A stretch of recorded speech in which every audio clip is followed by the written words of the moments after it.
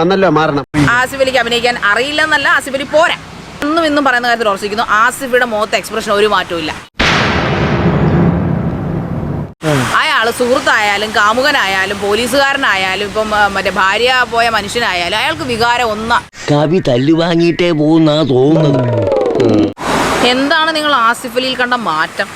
എന്താണ് പുള്ളിയുടെ സിനിമ വിജയിച്ചെന്ന് പറയുന്നത്? ഏത് സിനിമയാണ് നിങ്ങൾ ഈ പറയുന്നത്? കിഷ്കിന്ത കണ്ടോ? ഇപ്പൊ തലവൻ ഞാൻ കണ്ട പടമാണ്. അതിനകത്ത് വിജയശില്പി ബിജു മേനോനാണ്. ഓ പൊതുവാൾജി എനിക്കിനെ ചോര കളക്കണ്ടട്ടാ. കൂൾ ഡൗൺ കാർബി, കൂൾ ഡൗൺ. ആസിഫ് അലി അതിനകത്തൊരു കോ ആക്ടർ മാത്രമാണ്. മോനെ എന്താണ് നിന്റെ പ്രശ്നം? എന്താണ് പുള്ളിയുടെ സിനിമ വിജയിച്ചെന്ന് പറയുന്നത്? ഏത് സിനിമയാണ് നിങ്ങൾ ഈ പറയുന്നത്? കിഷ്കിന്ത കണ്ടോ? കിഷ്കിന്ത വിജയിച്ചു. അമിഗോസ് പടം വന്നു, തലവൻ വന്നു. ഇതിൽ കൂടെ ഇനി എന്താ വേണ്ടേ?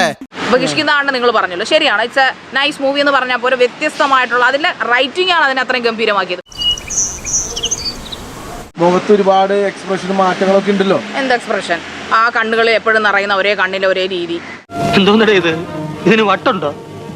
എപ്പോഴും വിജയരാഘവനെ കുറിച്ച് ആ സിനിമ കാണുമ്പോഴും ചിന്തിക്കുക, ആസിഫ് അലിയെ കുറിച്ച് ചിന്തിക്കുന്നവർ വളരെ കുറവായിരിക്കും എന്ന് എനിക്ക് തോന്നുന്നത്. അതാണ് ഞാൻ പറഞ്ഞത്. ഞാൻ അന്ന് പറയുന്ന കാര്യത്തിൽ ഇന്നും ഉറച്ചു നിൽക്കുന്നു.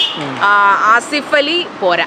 ഒരുമാതിരി മറ്റേ പണി കാണിച്ചോണ്ടല്ലോ, അടിച്ച് അടിച്ച് കരളെ കുറിച്ച് പിടിച്ചോളൂ. ഇപ്പോഴും സാരിക അതേപോലെ പിടിച്ചിരിക്കുന്നു. ആസിഫ് അലിക്ക് അഭിനയിക്കാൻ അറിയില്ലെന്നല്ല, ആസിഫ് അലി പോരാ. പരമനാറി പട്ടി കഴിവരടാ മോളെ. എന്നാ പിന്നെ ഞാൻ ഇറങ്ങട്ടെ. എന്നിട്ട് ഒരുപാട് കാര്യങ്ങൾ ചെയ്തു തീർക്കാനുണ്ട്.